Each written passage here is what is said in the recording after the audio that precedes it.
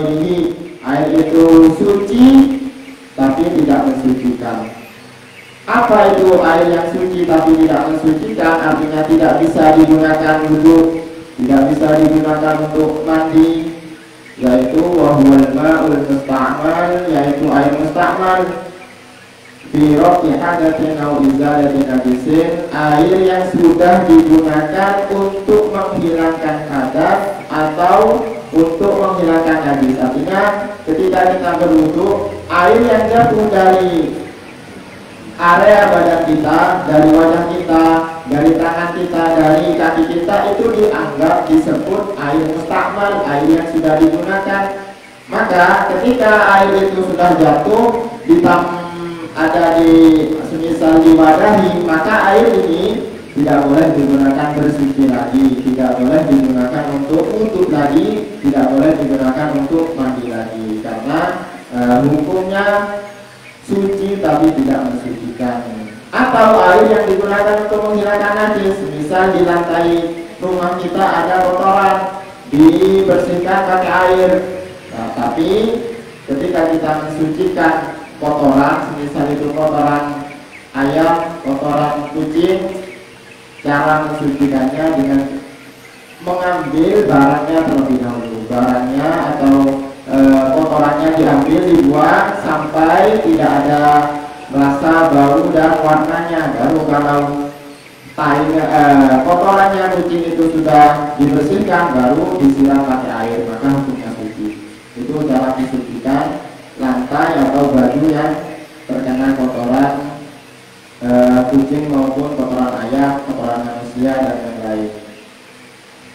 Maka air yang sudah digunakan untuk menghilangkan kotoran itu tadi tidak boleh dipakai lagi, tidak boleh digunakan untuk menghilangkan najis lagi, dan juga tidak boleh digunakan untuk berwudu maupun mandi.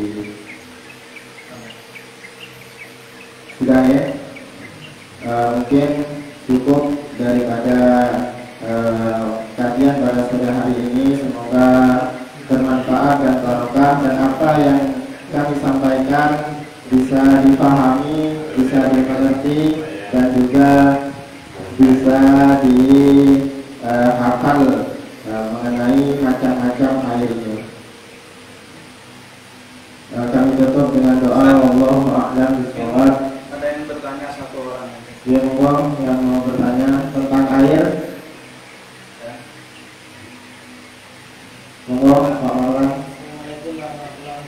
Waalaikumsalam warahmatullahi wabarakatuh. Seperti yang dijelaskan, air yang sudah mau berwudu, misalnya kan air muktamal. Nah itu kayak kalau di pondok-pondok pesantren itu kan di kotak itu misalnya. Kan cara wudunya kan di kolam itu juga, caranya di kolam itu juga ada. Karena banyak. Iya, sudah. Nggak masalah atau gimana itu. Bismillahirrahmanirrahim. Kami jawab untuk air ini, kalau airnya banyak, pengertian banyak ini lebih dari 2 tulah. 2 tulah itu ukurannya kurang lebih 60 cm, 60 cm ke samping kiri, kanan, atas, bawah. Itu ukuran 2 tulah. Apabila kita berwudu ditadahi, artinya air yang sudah digunakan untuk berwudu itu jatuh, maka hal itu tidak menyebabkan air itu tidak boleh digunakan. Artinya tetap boleh digunakan, karena yang jatuh di sini di bawah. Makanya ketika wudu di kolam yang besar itu, wudunya kita ngambilnya bukan di bawahnya jatuh, yang jatuh dari wajah kita maupun tangan kita, tapi agak ke depan, biar supaya nanti air yang kita ambil bukan air yang jatuh di apa yang mustakmal ini, tapi karena airnya banyak maka ya tidak apa-apa gitu, tetap boleh digunakan. Tapi semisal airnya itu dialirkan, maka yang jatuh daripada air ini hukumnya mustakmal. Tapi kalau semisal banyak 2 tulah, itu tidak apa-apa.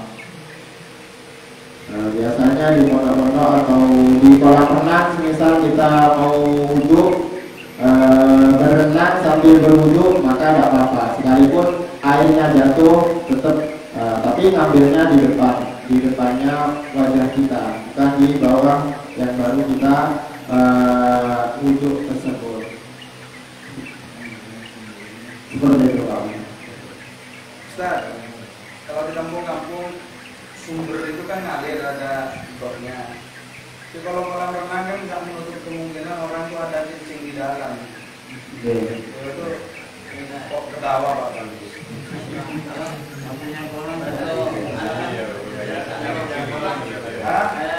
Meneruskan intinya begini, kalau seumpama ada air lebih dari 2 kolam, kalau hitungan liter itu kalau ada kilo 260 liter, 260 liter. Kalau seumpama meskipun dikencingin, ditain, umpamanya, yang penting tidak berubah warna, rasa dan bau tetap suci. Nah, jadi meskipun ada air mengalir atau di laut atau kolam renang, meskipun dikasih tainya anjing umpamanya, yang penting tidak berubah, tetap suci. Yang penting tidak berubah. Kalau seumpama berubah, meskipun banyak, seumpama air laut di Pandawa dikencingin sama Gibran seumpama, pas jadi kuning semua, itu najis. Mungkin dari Ustaz. Ya, intinya ketika air itu banyak artinya lebih dari 2 kula maupun lebih dari 2 kula, itu kalau terkena najis, asalkan air, sifat daripada air itu tidak berubah, apa aja sifatnya mencakup pada warna, rasa maupun bau, maka tidak najis, asalkan tidak berubah. Kalau berubah, air laut misal terkena kencing, baik itu kencingnya manusia maupun hewan, kok berubah, maka hukumnya dianggap najis dan tidak boleh digunakan bersuci. Kalau tidak berubah, tidak apa-apa, tidak masalah. Tapi kalau sedikit, airnya yang sedikit itu seperti apa? Air yang kurang daripada 2 kula. Maka sekalipun berubah tidak berubah, kalau terkena najis tetap najis, artinya tidak boleh digunakan untuk berwudu maupun mandi. Kalau sedikit berubah tidak berubah, maka tetap najis kalau terkena atau kejatuhan benda najis seperti itu. Ini paham? Dan cukup. Alhamdulillah, mari kita tutup dengan pembacaan doa. Bismillahirrahmanirrahim.